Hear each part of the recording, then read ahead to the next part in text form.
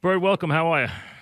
Hey, Mike, it's great to hear your voice. Yeah, really, I haven't spoken to you in a long time. I said I was thinking of you last night because I was watching the thing with Nance and Joe Buck and Breeny with Gumble. Someone told me to watch it, so I turned it on last night and watched it, and all these guys talking, and they made the point, no one's had a game since March 11th. If I had told you in March 11th, you're not going to see a game for 2 months, what would you have thought? You never would have thought you could have done it. No way. Mike, yeah, because I watch games every day of the year, as you do probably, and I don't think I could have done it when I didn't realize that it's been that long. I was in hyper-speed mode because I was on the West Coast doing a game on TNT, the Warriors and the Clippers. I stayed in San Francisco because the Nets were coming to town, and if you remember, that was the first game that was supposed to be played with no fans. So we were talking about the logistics of that, how that was going to work. And I had to fly home for the Atlantic 10 championship. The NCAA tournament was going to start the next week. So my mindset was I had an avalanche of work coming up, and I went from 120 miles per hour to zero, nothing. It's remarkable. Now, folks, I think everyone in New York knows, but the people around the country might not. Ian started back in the early days with the Mike and the Mad Dog program. He was one of our early. Now, he wasn't with us that long because we knew he was on his way to big things. Ian's the first guy who came through the show who we knew was on his way to be a star in his own right. We knew he was going to be a big broadcaster. Okay, so we knew he wasn't going to be with the show that long, and he wasn't. But he did come through the program as a lot of other announcers and talk show hosts have. There's probably about 15 of them, and maybe more now through the years. Yep. Ian was very close, especially to Dog in those early years, as far as, but a big part of our early Mike and the Mad Dog days. We're very proud of his career, and he's become one of the busiest guys and has become one of the real top guys in the business. Right? If there's a row right behind those three we saw last night, Ian's right there, and he's as good as any of they are. I mean, it just takes a while to get to the top slot, and eventually Ian will. But he's right behind those guys, and probably now does more games than any of those guys in a year. Probably, I was wondering this: how many games do you broadcast in a year? Mike, I'm at a high number. Is it 200? Do you do 200 games? No, not quite. But there was a point where I was on the road for about 170 days a year. Wow! And that was just road. That wasn't even counting home games in Brooklyn. I've brought that number down a little bit, but it's a full complement of TV, NFL, radio, NFL, NBA, regular season, postseason. And then college basketball and tennis. I've done the French Open the last 14 years. I didn't even know that. I didn't even know you did tennis. So really, I wasn't even aware of that. I didn't even know you did. So you've done tennis all those years. All those years, and that's usually the end of my broadcast calendar is the French Open. So I do the NBA playoffs. I get on a plane. I go to Paris. And when I'm flying home from Paris on June 4th, June 5th, that's usually it. I know that when I land back in Newark that I'm going to shut it down for 5 weeks, 6 weeks. So that mentality that I normally have in the summer, I've tried to shift to this time period, this 7-week period. But as you know, because everything is completely up in the air and there is so much mystery surrounding when everything is going to resume, it's impossible. It's impossible to even start visualizing how this is going to look. No, they don't know. They still don't know. I mean, and they're not even close. Well, first of all, the government doesn't know. So if the government doesn't know, the teams don't know. And the teams have 100%. And the teams, it's funny because I had this discussion today with someone who said, listen, the leagues can't be out in front of the testing and look like they're being treated special. So they have to wait for the testing to get to a level where the players are comfortable and we're comfortable that we're keeping our players healthy. We can't be first, though. And it's actually slowing leagues down because they can't be first with this testing and tracing. It's got to be in place somewhere in this country before they can jump in. And the NBA made it very clear, and they even were public about it. We can't be first because we'll get hammered if we're first. Yeah, Mike, it's twofold. It's the optic, which you're alluding to, that they can't get preferential treatment over the rest of society. And then the second part is the obvious pragmatic portion of it, And that's until we get our arms wrapped around this thing and have a plan and have a solution. How can you possibly start scheduling games in the NBA or the NFL or the NHL? So everything that you hear has been vetted by the NBA. They're listening to all the options. They're considering everything. They're looking at every single contingency, but they cannot flip the switch on this until there are assurances that it's safe to start to resume.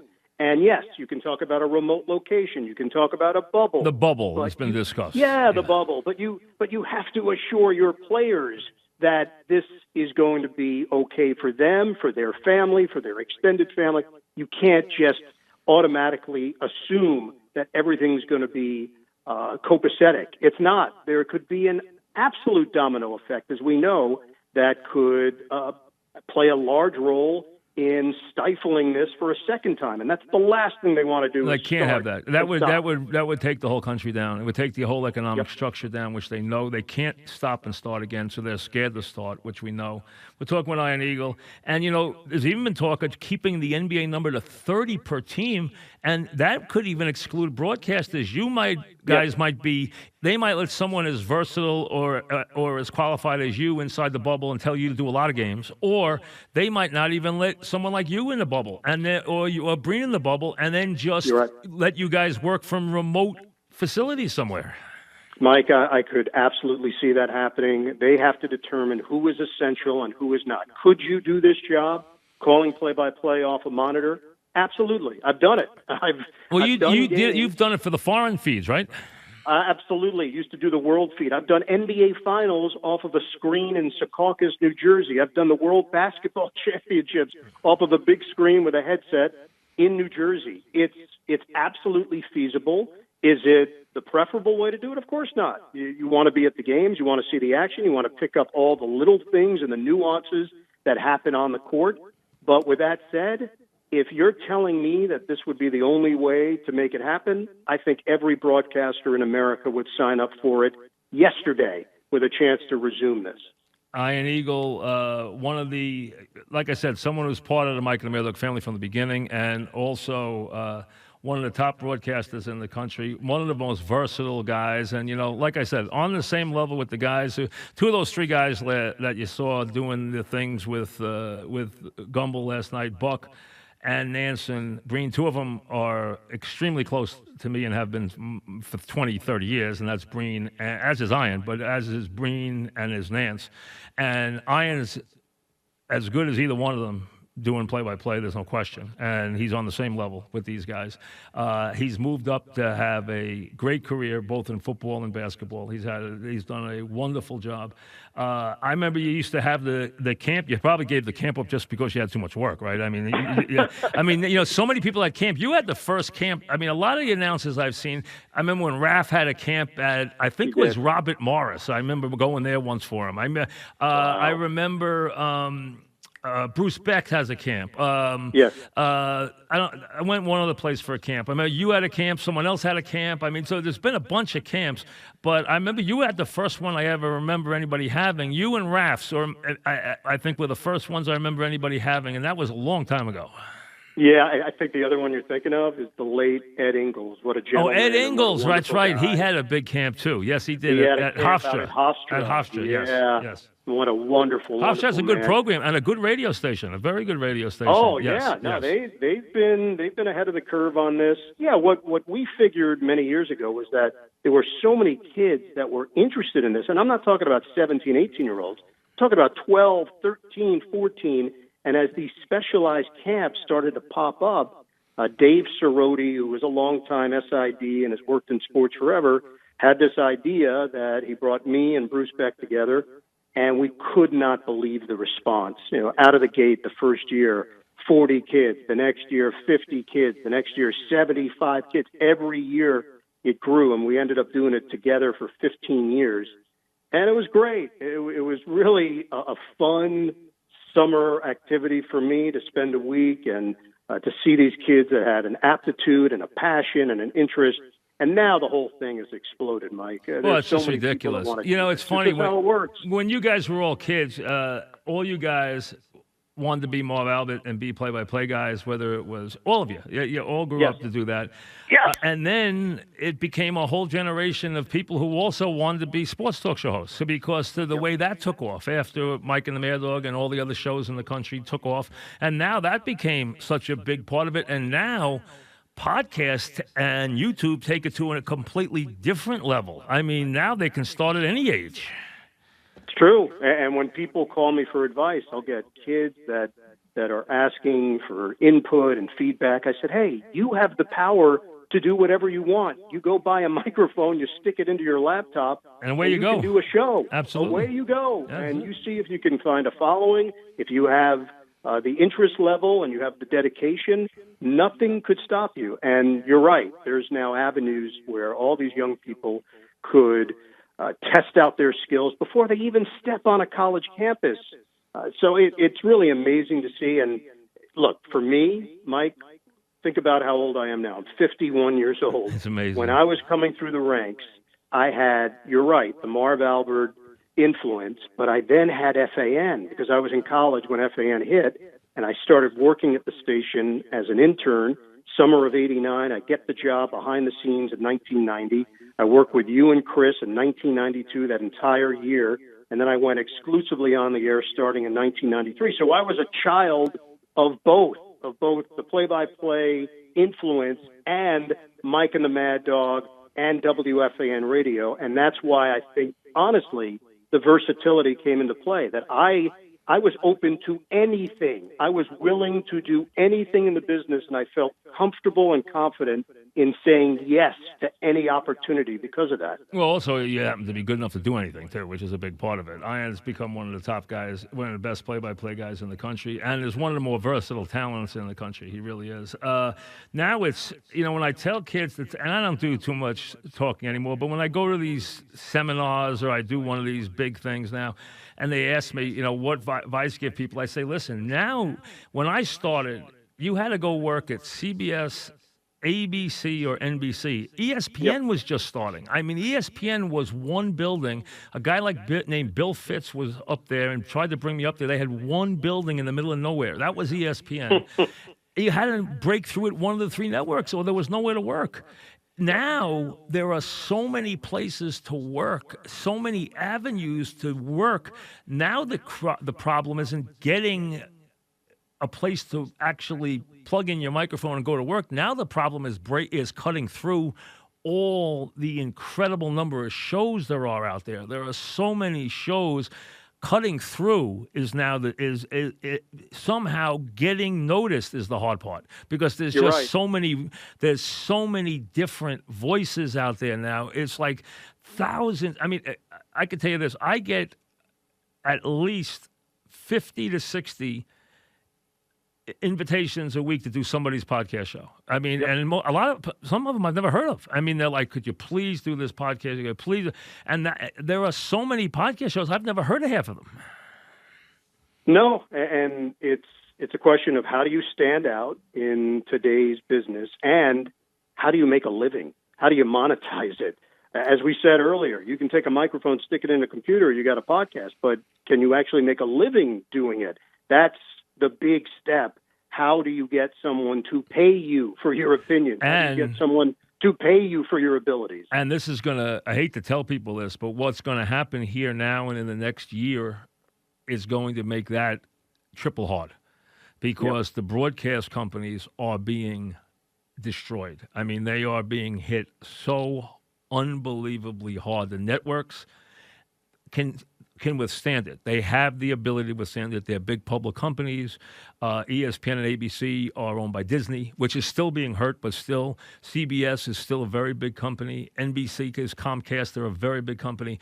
But even a company like Intercom has been crushed by this right now. I mean, these things could get so bad in the next year. It's going to be very difficult for young broadcasters for a couple of years to find somebody to give them money. It really is. It's going to be a very tough road back for a couple of years here. I hate to tell people that, but it's going to be tough.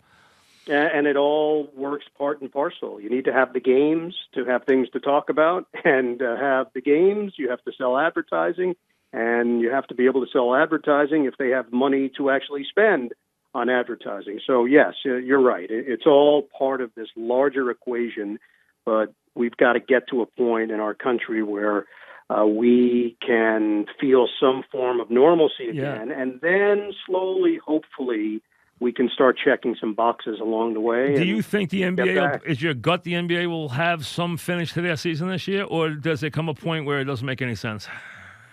My gut is they want to do everything in their power to play some form of the playoffs. They want to crown a champion. They realize that there's a finite number of years that LeBron James has left. Yeah, he's been very vocal about that himself, obviously. Yes. And they don't want this to go by the wayside without trying every possible option. So I think they'll hold out, but there does come a point of no return. It's just the sheer mathematics of it.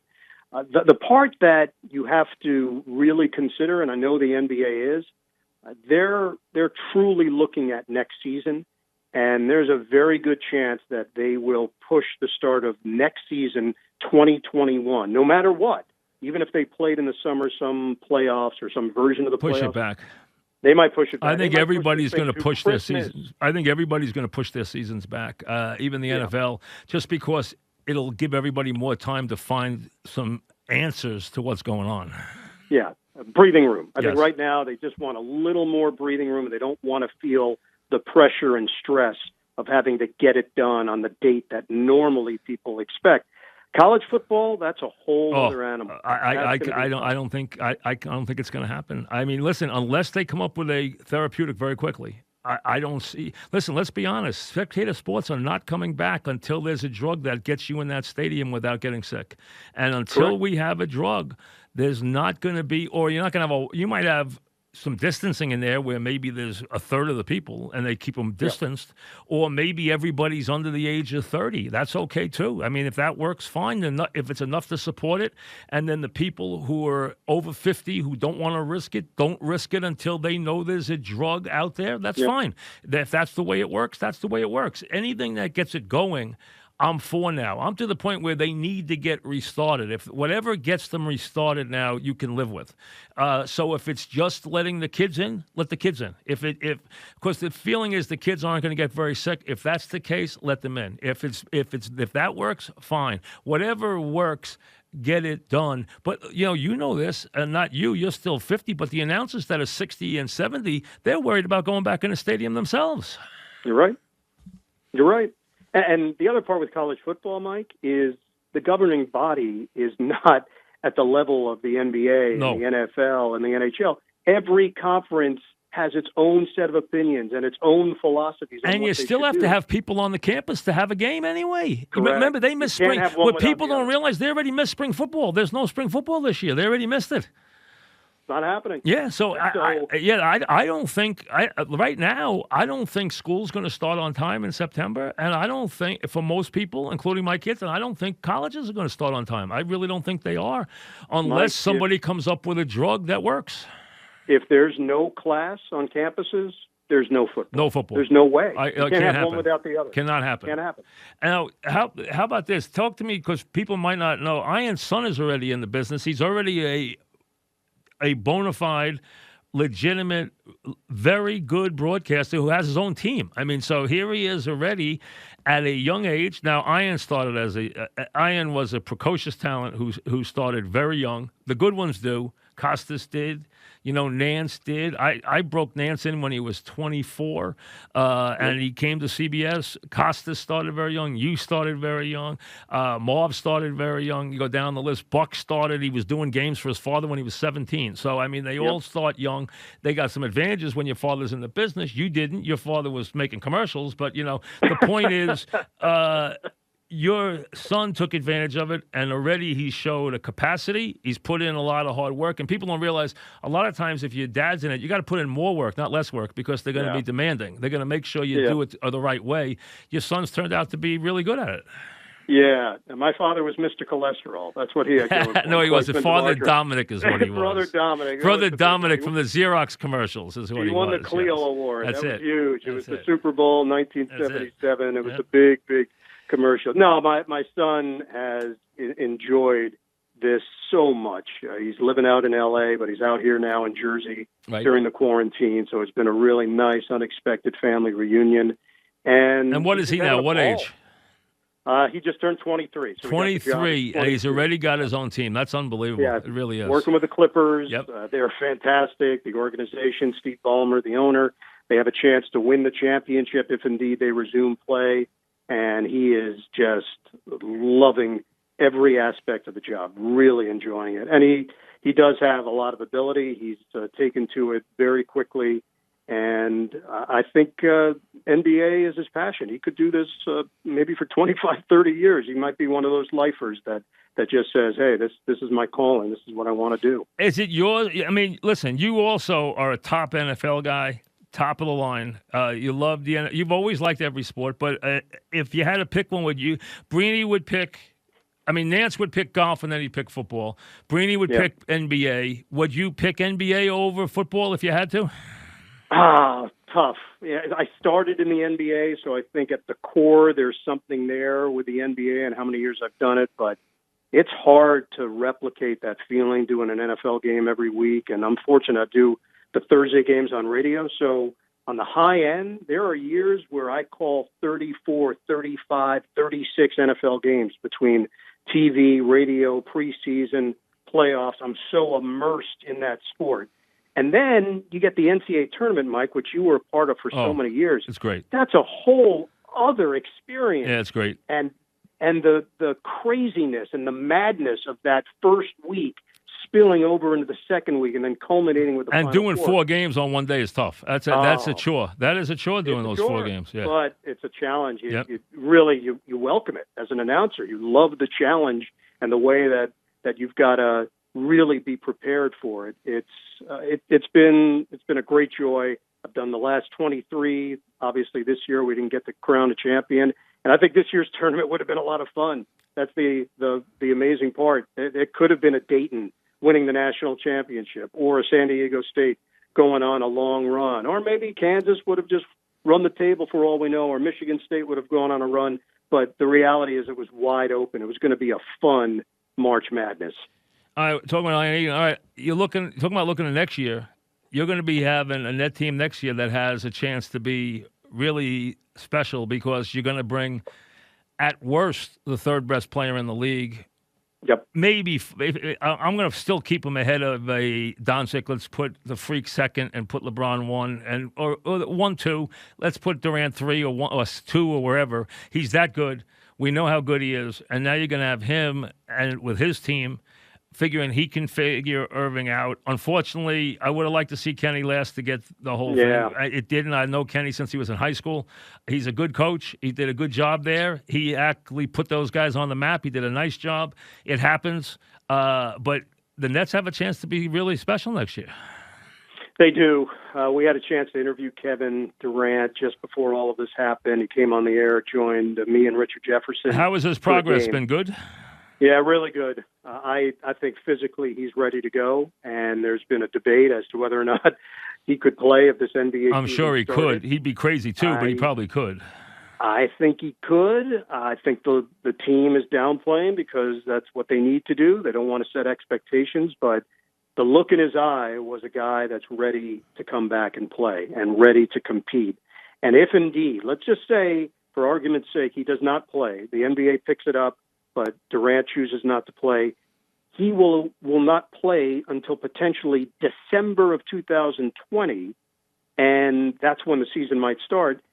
He got injured in June of 2019. That's a long time off. I know this guy is chomping at the bit. So he'll be ready to go. He and Kyrie, they've got some chemistry already just between the two of them, personality-wise.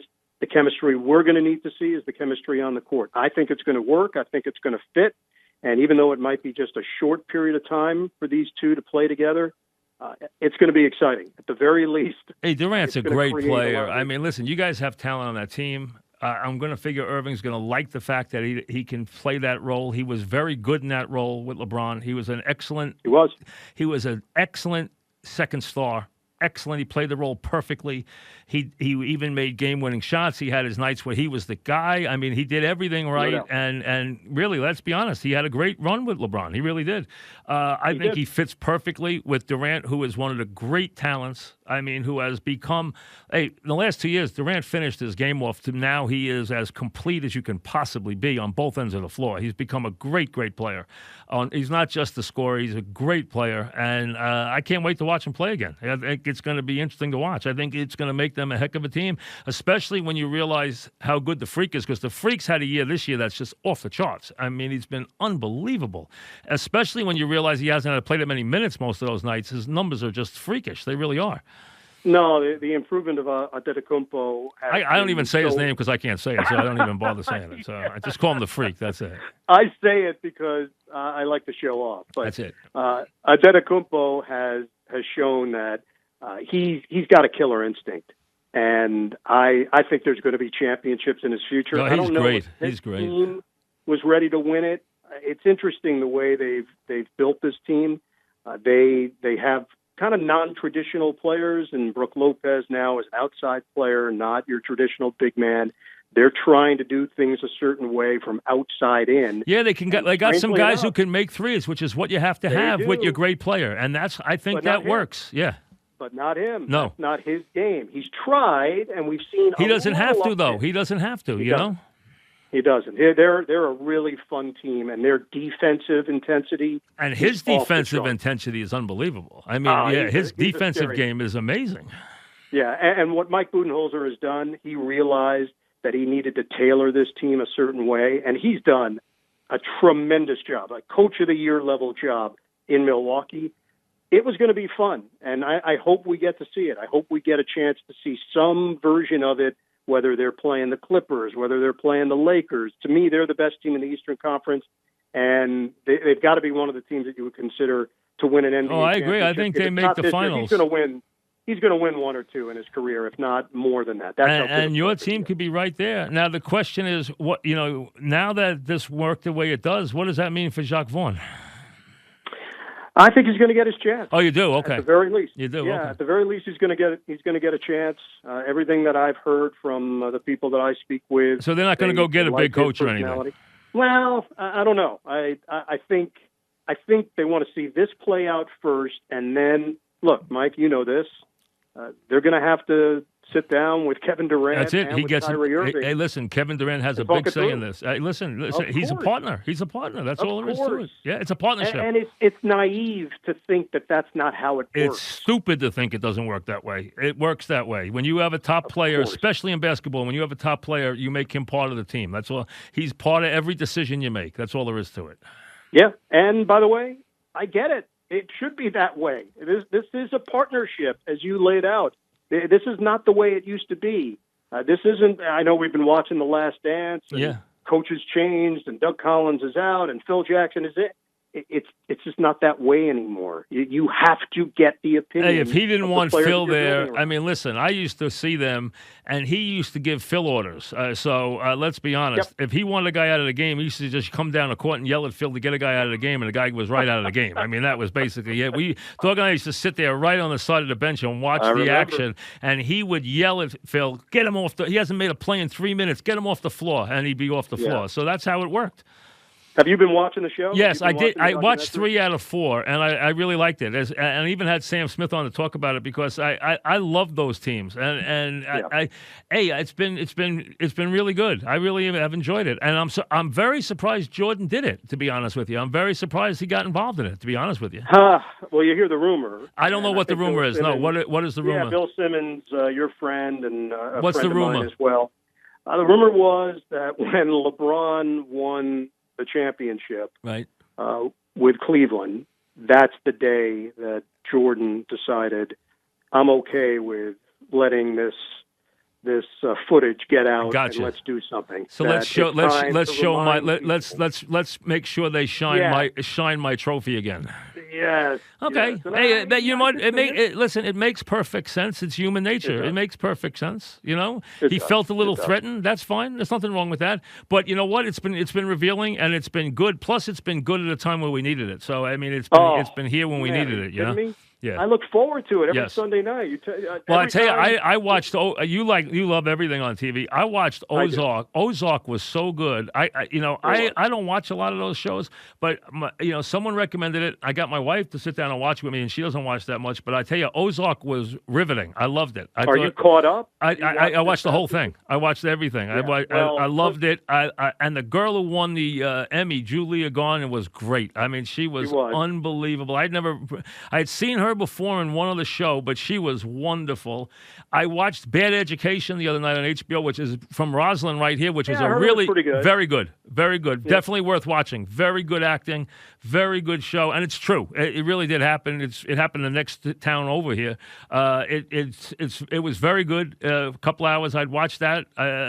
But Ozark, I was riveting. I thought it was tremendous. I thought it was really well done. Very well done. Keep in mind, this season of Ozark, I believe the first 5 or 6 episodes, or at least the majority of them, Jason Bateman also directed, which is good for him. A lot. Good for him. He's a really talented storyteller because the way they shoot it, the way it's done, very well done. Was very compelling, and I'm not giving anything away for anyone that's listening.